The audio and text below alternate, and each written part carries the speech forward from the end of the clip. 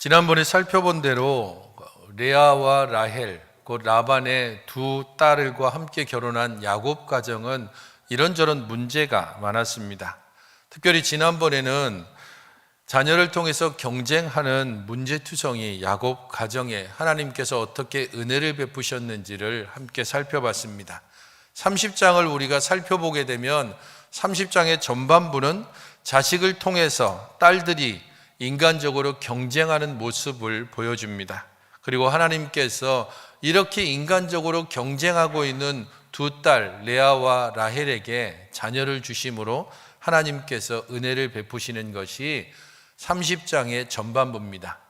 그에 반해서 오늘 우리가 살펴보는 30장의 후반절은 이제 딸들에 의해서 아버지가 등장을 합니다. 아버지는 자녀가 아니라 재물과 관계해서 야곱과 곧 사위이자 조카인 야곱과 갈등을 일으키게 되고, 이 갈등 가운데 하나님께서 행하시는 은혜와 그들의 인간적인 방법과 오늘 제목에 있는 것처럼 흔히 말하는 꼼수를, 라반도 꼼수를 부리고 야곱도 서로 꼼수를 부리는 그야말로 꼼수와 꼼수의 대결이 오늘 본문에 등장하고 있습니다. 치사하고 야비하고 뻔뻔스러운 모습들이 오늘 본문에 그대로 드러나고 있는 것입니다. 세상적인 사람으로 보여지는 라반, 하나님의 사람으로 그렇게 드러나야 되는 야곱.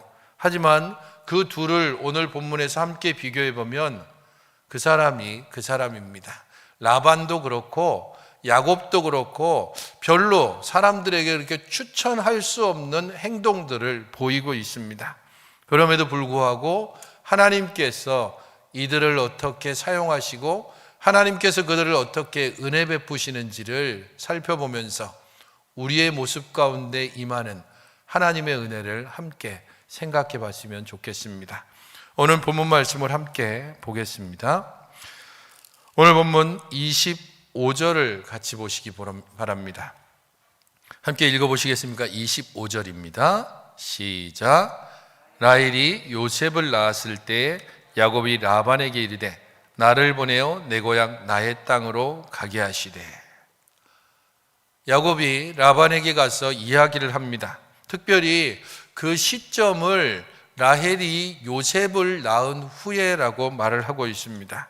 고향 땅으로 돌아가겠다고 하는 이 시절 전까지는 계속해서 야곱 가정에 자녀들이 태어나는 시기입니다. 이렇게 자녀들이 계속해서 태어나는 시기 가운데서 자기가 정말로 사랑하고 편애했던 라헬이 드디어 첫 번째 아들을 낳았습니다. 요셉입니다. 이 요셉을 낳은 후에 그는 돌아가겠다고 이야기합니다. 그러면서 그는 돌아가는 그 마음을 품은 다음에 라반에게 하나의 조건을, 요구를 하고 있습니다. 26절을 보십시오. 내가 외삼촌에게 일하고 얻은 처자를 내게 주시어 나로 가게 하소서라는 겁니다. 고향에 돌아가겠다는 마음을 품었고 자기 외삼촌에게 가서 제가 이제 고향에 가겠습니다. 그런데 제가 일해서 얻은 처자들을 함께 데리고 가겠습니다 라고 말합니다. 내 고향 나의 땅으로 가겠다라는 것은 너무도 당연한, 언젠가는 돌아갈 것이 분명합니다. 여기에서 특별히 우리가 주목해 볼 단어가 하나 등장하는데, 여러분들이 오늘 본문을 꼼꼼히 살펴보면 야곱이 라반을 어떻게 부르고 있는지가 금방 드러납니다. 뭐라고 지금 부르고 있습니까? 외삼촌이라고 부릅니다. 실제로 외삼촌이 맞기도 하지만 사실 보다 분명히 얘기하면 야곱과 라반의 관계는 장인과 사위입니다. 사실 보다 분명히 하려면 외삼촌이라는 단어보다는 장인어른 이렇게 불러야 맞는데, 오늘 본문에서 25절부터 33절까지를 여러분들 만약에 형광색으로 딱 칠해서 외삼촌이라는 단어를 찾아서 그어보면 총 11번에 걸쳐서 외삼촌이라는 단어를 야곱이 쓰고 있습니다. 이 정도라면 의도적으로 지금 장인어른이 아니라 외삼촌이라는 단어를 사용하고 있는 겁니다. 어쩌면 그것은 라반이 야곱을 사위나 조카가 아니라 이제까지 거의 종처럼 생각했던 것에 대한 하나의 반대 혹은 반발의 의미로 지금 외삼촌이라고, 당신과 나의 관계가 첫 번째 어떤 관계였는지를 기억하게 하기 위해서 외삼촌이라고 끊임없이 부르고 있습니다. 29절을 보면 작은 이 하나의 속에 외삼촌이라는 말을 3번씩이나 등장시킵니다. 야곱이 그에게 이르되 내가 어떻게 외삼촌을 섬겼는지, 어떻게 외삼촌의 가족을 쳤는지 외삼촌이 아십니다라고 힘주어서 아예 외삼촌 이렇게 계속 부르고 있습니다. 어떻게 보면 이렇게 외삼촌이라는 말을 사용함으로써 그는 조카와 또한 삼촌의 관계를 강조하면서 라반이 지금 재물에 민감한 사람인 것은 앞에서 계속 살펴보면서 충분히 증명됐습니다. 자기 재산을 잃을까 봐 항상 두려워하고 그리고 벌벌 떠는 라반입니다. 그런 라반에게 지금 어떻게 보면 야곱은 승부수를 던지고 있습니다. 사위와 장인으로서가 아니라 조카와 외삼촌으로서입니다. 나 이제 돌아가겠습니다. 그리고 내가 이제까지 당신에게 14년 동안 일해서 얻었던 내 처자는 함께 데리고 가겠습니다. 이 말이 야곱의 진심인지 혹은 라반을 찔러보기 위한 승부수인지는 분명치 않습니다. 하지만 전반적인 흐름을 볼 때 아마도 야곱은 돌아가고 싶은 마음도 있지만 지금 돌아가면 야곱 수중에 남는 게 어떤 겁니까? 2명의 아내, 2명의 첩, 그리고 딸까지 포함해서 12명의 자식입니다. 야곱 수중에 뭐가 있을까요? 아무것도 없습니다. 14년 동안 이곳 밧다라람까지 와서 그가 얻은 것이라고는 2명의 아내와 2명의 첩, 그리고 12명의 자녀밖에 없습니다. 그들을 먹여 살릴 수 있는 어떠한 재물이나 기반이 없는 상태에서 이렇게 사리에 밟고 그리고 자기 앞날에 대해서 끊임없이 고민하고 있는 야곱이 아무런 대책도 없이 나 집으로 가겠습니다, 이렇게 얘기했을까? 아마도 야곱은 라반의 약점을 알고 라반의 승부수를 지금 던져보는 것일 수 있습니다. 그것은 라반과의 품삯 협상을 통해서도 잘 드러납니다. 아예 미리 준비하듯이 뭘 줄까라고 했을 때 이것을 주십시오라고 분명히 얘기하는 것은 아마도 그가 내가 집으로 돌아가겠다고 하면 삼촌이 어떻게 나에게 말할지를 미리 생각하고 그에 대한 대답을 준비했다가 곧바로 말했을 수 있습니다. 또 31장 43절에서 그가 스스로 이야기하는 것처럼 그는 지금 빈털털입니다. 올 때도 빈털털이었고 갈 때는 그야말로 대식구들이 함께합니다. 그냥 올 때야 혼자 몸이니까 어찌 올 수 있습니다. 하지만 이 많은 식구들을 이끌고 다시 그 먼 길을 가야 할 때 아무런 자기의 수중에 가진 것 없이 야곱이 돌아갈 수가 없습니다. 그렇기 때문에 어쩌면 야곱은 라반을 향해서 승부수를 던지면서 자, 내가 공을 던집니다. 당신 이제 어떻게 이 공을 처리할지 한번 내게 제시해 보십시오라고 말을 할 수 있습니다. 야곱이 던진 공에 대해서 라반이 어떻게 반응합니까? 자기에게 이익을 주었던 야곱입니다. 그걸 너무도 잘 알고 있기 때문에 라반은 그를 붙잡습니다. 28절을 보십시오. 여호와께서 너로 말미암아 내게 복 주신지를 내가 깨달았노니 네가 나를 사랑스럽게 여기거든 그대로 있으라.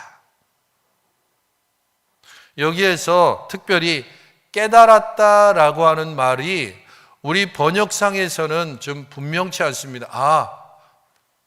하나님께서 너를 통해 나에게 복 주셨다는 것을 내가 알았다, 이 정도쯤으로 이해하지만 원문상으로 봤을 때는 여기에 이 깨달았다라고 하는 말은 마법을 행했다 혹은 점을 쳤다는 뜻입니다. 이 말은 무엇을 의미하냐면 라반은 하나님을 믿지 않는 사람입니다. 하나님을 온전히 의지하지도 않는 사람입니다. 그는 어쨌든 야곱이 자기에게 온 후로 점점점 자기 재산이 커져갔습니다. 자기 재산이 점점 불어나는 것을 보면서 라반은 이제껏 했던 것처럼 점술과 마법을 계속해서 행하고 자기가 행한 점술과 마법 때문에 이렇게 재산이 불어난 것으로 착각했습니다. 그런데 그러한 것들을 여호와께서 깨닫게 했다는 겁니다. 나는 마법을 통해, 나는 점수를 통해, 내 지혜를 통해, 내 경험을 통해 내가 노력해서 그래서 이렇게 풍성한 재물을 얻은 것처럼 생각했는데 그렇지 않았다는 것을 여호와께서 알게 했다.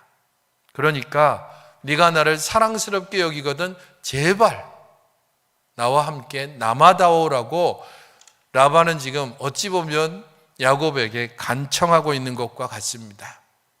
하지만 이러한 간청 뒤에 라반의 곧바로 이어지는 꼼수가 등장합니다. 28절입니다. 네가 나를 사랑스럽게 여기거든 이라는 말은 그가 지금 감정에 호소하고 있는 것입니다. 너는 나를 좀 사랑스럽게 여기고 어찌 보면 좀 불쌍히 여기고 나를 좀 좋게 여기고 이런 감정에 호소하고 있습니다. 야곱 때문에 복받은 것을 압니다. 그러면서 감정에 호소하면서 제발 좀 남아달라라고 이야기하는 겁니다. 세상 사람들이 그렇습니다.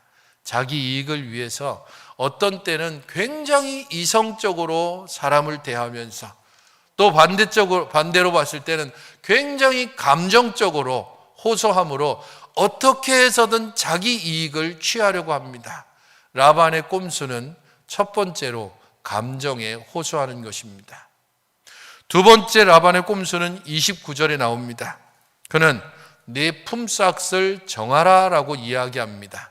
불합리한 협상을 야곱에게 내미는 겁니다.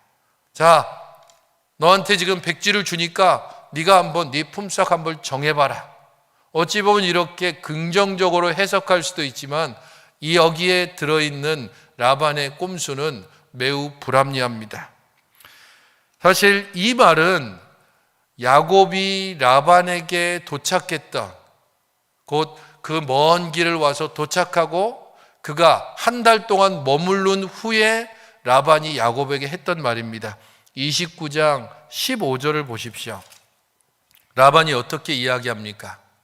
29장 15절을 보게 되면 라반이 야곱에게 이르되 네가 비록 내 생질이나 어찌 그저 내 일을 하겠느냐 내 품삯을 어떻게 할지 내게 말하라. 이 말은 굉장히 좋게 보이죠. 야, 네가 얼마 받고 싶은지 한번 네가 얘기해. 하지만 여러분들, 우리들도 다 알고 있지만 지금 외삼촌과 조카 사이입니다. 더부살이를 하고 있는 그러한 야곱의 입장에서 야, 무료로 그렇게 일할 수 없으니까 네 품삯을 한번 정해봐 라고 했을 때 그러면 일반적으로 하루에 일반 노동자가 한 10만 원 받으면 저는 한 15만 원 주십시오. 이렇게 말하기가 쉽겠습니까? 자기에게 모든 것을 정하라라고 책임을 떠넘기는 것과 같습니다. 야곱에게 있어서 이 협상은 굉장히 불합리한 협상입니다. 그렇기 때문에 야곱은 첫 번째 그 제안, 도착한 지 한 달 후에 라반이 했던 제안에 대해서 그러면 제가 라헬을 위해서 7년 동안 하겠습니다라고 하는 그러한 무료 봉사에 대한 제안을 하게 됩니다. 그것을 라반이 이용해 왔고 거기에 레아를 먼저 주는 이런 속임수를 통해서 라반은 14년 동안 야곱을 공짜로 부려왔고 그 야곱 덕분에 굉장한 거부가 됐습니다. 어쩌면 그때의 그런 달콤한 기억 때문에 또다시 한번 지금 던지는 겁니다. 내 품삯을 정해봐라. 하지만 그동안에 야곱도 변했습니다. 라반의 집에 도착한 지 한 달 전쯤에야 아직 그는 어리버버하기도 했고 실제적으로는 그가 어떻게 해야 될지 상당히 자기 입장이 불리한 상태였습니다. 하지만 이제 14년이 지났고 자기에게는 아내도 있고 먹여 살려야 될 자식도 있습니다. 야곱이 그렇게 호락호락하지 않습니다. 29절 30절을 보십시오. 제가 어떻게 외삼촌을 섬겼는지 잘 생각해 보십시오. 그리고 외삼촌이 누구 때문에 부자 됐는지 또 잘 생각해 보십시오. 자신에게 필요한 것이 무엇인지를 알고 있고 라반에게 필요한 것이 무엇인지도 지금 야곱은 명확하게 알고 있습니다. 모든 믿는 자들에게 요구되어지는 두 가지, 신약에서 명하는 것이 있습니다. 너희는 이 세상을 살아갈 때에 너희들이 어떤 태도를 가지고 살아가야 되는가? 뱀같이 지혜롭고 비둘기같이 순결해야 합니다. 비둘기같이 순결함만 있고 뱀같은 지혜가 없을 때 남에게 실컷 이용만 당하다가 끝날 수 있습니다. 뱀같은 순결함이 없이 뱀같은 지혜만 가지고 비둘기 같은 순결함이 없이 살아간다면 우리는 세상 사람과 별 다르지 않는 그런 길을 걸어가게 될 겁니다. 이 즈음에 대해서는 야곱은 이전보다 더 단단해지고 또 상당히 자기 지식을 그리고 경험을 쌓았습니다. 협상 카드를 내밀 줄 아는 사람이 됐다는 겁니다. 그래서 그는 이렇게 먼저 얘기하니까 라반이 몸이 달았습니다. 그러니까 그는 31절에 즉각적으로 다시 말합니다. 내가 무엇으로 너에게 주랴? 네 요구하는 게 뭔지 다 들어주겠다라고 거의 몸이 달아서 말하는 겁니다. 어쩌면 매우 정중해 보이고 너그러운 것처럼 보이지만 본심을 또 숨기고 있습니다. 그래도 네가 나한테 어떤 것을 요구한다 할지라도 이제까지 했던 것보다 조금 더 주면 되겠지. 어쩌면 라반은 그런 태도로 이야기를 한 것입니다. 이런 라반의 제안에 대해서 야곱이 어떻게 말합니까? 아롱진 것, 점 있는 것, 검은 것을 내게 달라라고 말합니다. 야곱이 치던 양과 염소 중에서 아롱지고 얼룩지고 검은 것들을 다 따로 빼내고 희거나 검거나 한 것만 가지고 있는 상태에서 앞으로 새끼가 낳는 것 중에서 골라낸 아롱지고 또한 점 있고 검은 것이 태어나면 그건 이제부터 다 제 것입니다. 야곱은 분명하게 제안합니다. 어쩌면 협상의 달인처럼 라반이 보입니다. 이익을 위해서는 혈육도 자녀도 이용하는 파렴치한 모습을 보입니다. 31장을 보게 되면 그의 아내들조차도 자기 딸이죠. 딸조차도 아버지가 자기 이익을 위해서 우리들을 팔아넘겼다라고 말할 정도로 라반은 그야말로 이익 때문에 사는 세상의 모습을 그대로 보여주는 사람입니다. 그런 라반에게 야곱이 14년 동안 무료로 봉사하고 그와 함께 협상을 하는 과정들이 쉽지 않습니다. 왜 이런 사람들과 우리가 함께 엮이는 걸까요? 왜 이렇게 파렴치하고 또 야비하고 때로는 교활하고 무정한 이 땅의 사람들과 우리가 계속해서 엮이고 그것 때문에 때로는 상처도 당하고 때로는 그것 때문에 손해도 당하고 그것 때문에 정말로 부글부글 끓는 그러한 세상을 살아가게 할까요?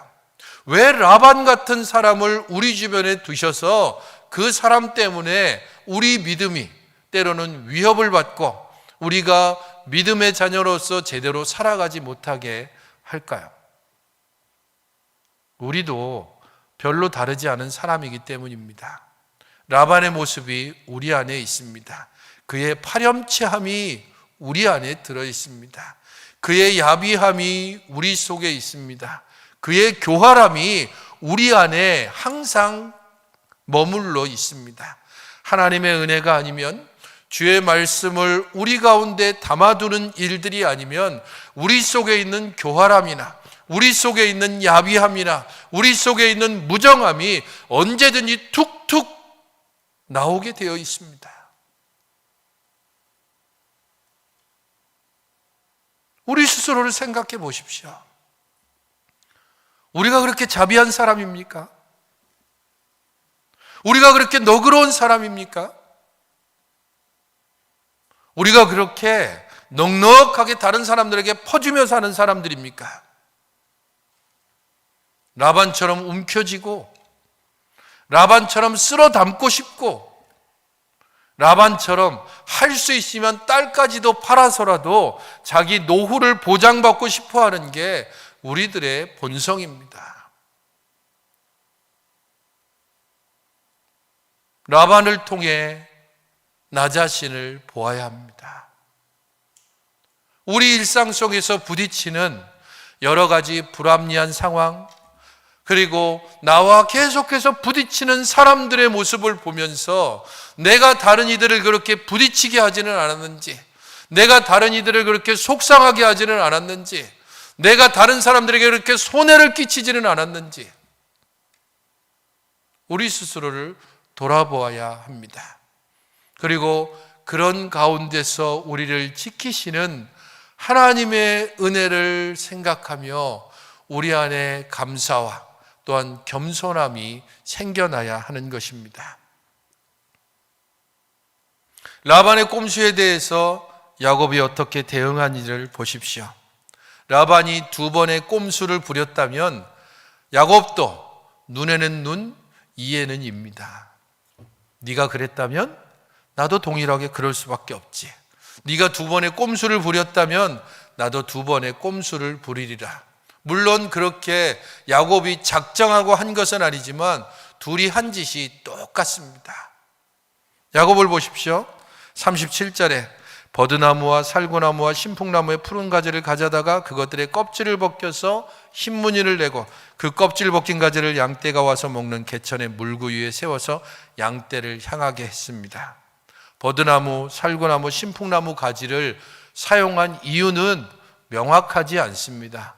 성경이 가르쳐주지 않으면 잘 모르겠구나, 그리고 그냥 넘어가는 것도 필요합니다.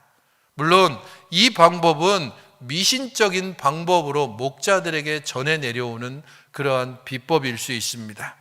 새끼를 뵐 때에 어떤 무늬를 보느냐에 따라서 그 새끼가 난다. 여자분들 이해하시죠? 임신 중에 닭고기 먹습니까? 이런 저기처럼 혹시 닭비늘 같은 거 생길 것처럼 먹는 거나 보는 거나 듣는 거나 이런 부분들을 조심조심합니다. 혹시 그런 아이가 태어날까 봐. 그런 것처럼 지금 야곱은 그런 식으로 지금 대응하고 있습니다. 나무 껍질을 벗기고, 그래서 흰 것이 드러나고 얼룩덜룩한 것이 보이게 하고, 그 양이나 염소가 새끼를 뵐 때에 그 무늬를 보게 하는 겁니다. 하지만 여기에는 히브리어에서만 나타나는 독특한 언어 유희도 있습니다. 왜냐하면 라반이라고 하는 단어는 희다라는 뜻이 있습니다. 야곱이라고 하는 단어에는 얼룩얼룩하다가는 얼룩무늬라고 하는 그런 의미도 있습니다. 그래서 라반의 것은 흰 것, 야곱의 것은 얼룩무늬 있는 것입니다. 여기 등장하는 버드나무라고 하는 이 단어가 얼룩무늬라고 하는 그런 단어와 거의 비슷한 발음입니다. 그래서 지금 단어를 가지고서 유희를 하고 있는 것입니다. 흰색과 검은색, 라반의 것, 얼룩무늬 있는 것, 야곱의 것. 그래서 여기 있는 나무라고 하는 단어 자체가 얼룩무늬라고 하는 단어 혹은 야곱이라는 단어와 함께 연결해서 쓰이고 있습니다. 사실 야곱은 하나님께 약속을 받지 않은 게 아닙니다. 야곱은 하나님께서 꿈을 통해서 주신 것도 있고, 그리고 하나님의 말씀을 받은 것도 있습니다. 31장 12절을 보십시오. 31장 12절에 보면 이르시되 내 눈을 들어보라. 양떼를 탄 순양은 다 얼룩무늬 있는 것, 점 있는 것과 아롱진 것이니라. 라반이 네가 행한 모든 것을 내가 보았노라. 하나님께서 그에게 말씀하시고 또 이전에 앞서서 7절부터 계속해서 야곱이 자기 아내들에게 설명하는 내용입니다. 자기 아버지 라반이 임금을 계속해서 바꿨는데 임금 체계를 어떻게 바꿨냐면 10번씩이나 바꿨습니다. 얼룩무늬 있는 것 네 것, 그렇게 하면 계속 태어나는 새끼들이 얼룩무늬 있는 겁니다. 안 되겠어. 그러면 그냥 점점 있는 것, 그것을 네 것으로 하자. 그러면 또 점점 있는 게 태어나는 겁니다. 안 되겠어. 까만색이 태어나면 네 것이 되는 걸로 하자. 그러면 또 까만색만 태어납니다. 누런 게 태어나면 네 것이 되게 하자. 누런색으로 바뀝니다. 그런 식으로 계속해서 바꿔보고 바꿔봤는데 그것이 계속 태어나게 한 이유가 무엇이냐? 하나님이 그렇게 만드셨다는 겁니다. 그것을 야곱이 자기 입을 통해서 자기 아내들에게 설명하는 내용이 31장입니다. 그는 하나님의 약속을 받았지만 자기 안의 꼼수를 버리지 못합니다. 하나님의 약속은 약속이고 말씀은 말씀이고 나는 나의 일을 하리라라고 야곱은 자기 의를 버리지 않습니다. 자기가 행한 비법 때문에 얼룩무늬가 혹은 점 있는 것이 혹은 검은 것이 태어난다라고 생각하고 그렇게 계속해서 행해왔습니다. 그것을 하나님께서 그게 아니야.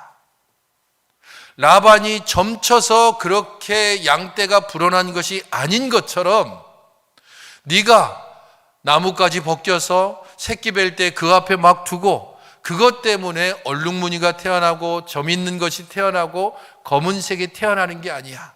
내가 새끼 뵐 때에 얼룩무늬가 야곱 것이 되겠다 하면 그때의 모든 순양은 얼룩무늬가 되고 검은 것이 되겠다라고 하면 그때 모든 순양은 검은 것이 되게 하고 그렇게 내가 너를 보호하고 너를 채워주기 위해서 계속해서 내 뒤에서 그리고 내 앞에서 너를 이끌어왔다라고 말씀해 주십니다. 야곱의 양떼, 라반의 양떼를 야곱에게 주신 것이 하나님입니다. 이 중간에 야곱의 두 번째 꼼수도 등장합니다. 40절부터 42절을 보면 튼튼한 양이 새끼를 뵐 때는 가지를 설치하고 약한 양이나 약한 염소가 새끼를 뵐 때는 가지를 철거합니다. 진짜 치사하죠. 튼튼한 거는 내 거, 약한 건 외삼촌 거. 네가 나한테 그랬으니까 한번 당해바랍니다. 비신앙적이고 야비하고 파렴치한 모습을 야곱이 그대로 드러내고 있습니다. 네가 하면 나도 하고 내가 도대체 누군데 네가 날 뭘로 보고 이런 마음으로 그야말로 할 수 있는 모든 방법을 동원해서 자기 양떼를 불려가고 있는 야곱의 꼼수를 보십시오. 하지만 그의 방법으로는 단 하나의 얼룩무늬도 날게 할 수 없습니다. 그의 방법으로는 단 한 마리의 검은 염소도 낳게 할 수 없습니다. 43절을 함께 읽겠습니다.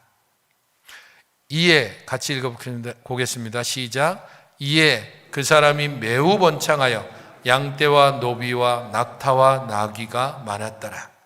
양과 염소에게 아마 이렇게 했을 겁니다. 그런데 야곱에게 주어진 것이 어떤 겁니까?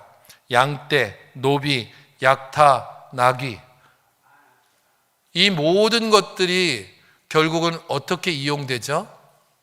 처자들 다 데리고 고향 갈 때 사용되는 그러한 짐승들입니다. 하나님께서 그렇게 야곱에게 행해 주셨습니다. 비신앙적이고 야비하고 파렴치할 수 있는, 하나님의 은혜에 대해서 거의 생각이 없는, 이전에 그렇게 베델에서는 하나님 앞에 기름을 붓고 기둥을 세우고 하나님이 나의 하나님이 되고 내가 하나님께 11조를 바치겠고 뭐 이런 식으로 그렇게 믿음의 고백을 했던 야곱이지만 그 모든 것 다 잊어버리고 그야말로 눈이 벌겋게 된 채로 자기 재산을 불리는데 야곱이 얼마나 집착하는지를 보십시오.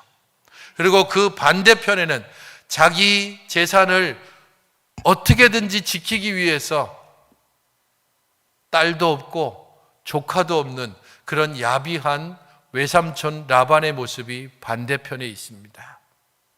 꼼수 대 꼼수가 함께 부딪히는 사이에 하나님께서 은혜를 베풀어 주시며 한쪽을 번창하게 하고 한쪽을 점점 더 무너지게 하셨습니다.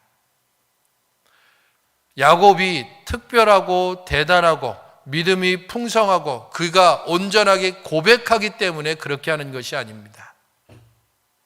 야곱은 여전히 온전치 못하고 하나님의 은혜를 깨닫지 못하는 상태에 있지만 그에게 하나님께서 주신 약속이 있기 때문입니다. 31장 13절을 보십시오. 31장 13절 같이 한번 읽어보겠습니다.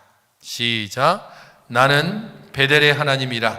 네가 거기서 기둥에 기름을 붓고 거기서 내게 서원하였으니 지금 일어나 이곳을 떠나서 네 출생지로 돌아가라 하셨느니라.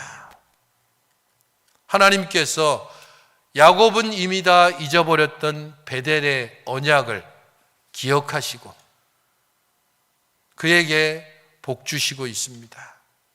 네가 거기서 나와 언약한 것, 나는 그것을 기억하고 있다. 그래서 네가 다시 베델로 돌아와 그곳에서 기둥 세웠던 곳에 네가 고백한 대로 성전을 짓고 네가 고백한 대로 믿음의 삶을 살기를 나는 기대하고, 그렇기 때문에 너의 연약함과 너의 온전치 못함에도 불구하고 나는 너에게 은혜와 복을 준다는 겁니다. 하나님의 마음이 그렇습니다. 하나님이 우리를 대하는 방식이 항상 그렇습니다. 우리가 행한 대로 갚으시는 것이 아니라 하나님의 사랑의 마음으로 우리를 대하시고 우리에게 행하시고 우리에게 베풀어 주십니다.